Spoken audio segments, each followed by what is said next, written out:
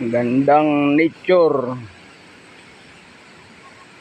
river dinadayo dito sa Naik. Kalikasan talaga, napakaganda ng kalikasan. Ginawa na pala nila itong mini resort. May mga flag na rin.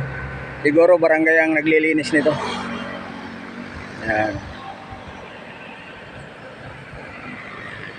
Welcome to my vlog. Ilog na dinadayo dito sa Naik. Ayan. Papuntang Indang, Tagaytay, Alfonso. Ewan ko lang. Ayan, may lusot din yan papuntang Batangas. Basta ito, mga way na to papuntang south.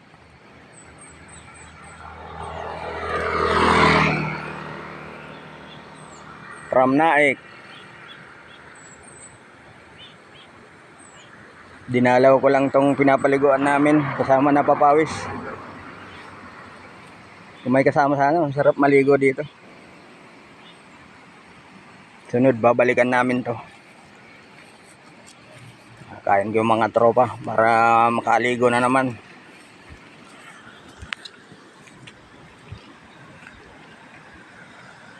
Maglalab to sa Disulong ni Pasita.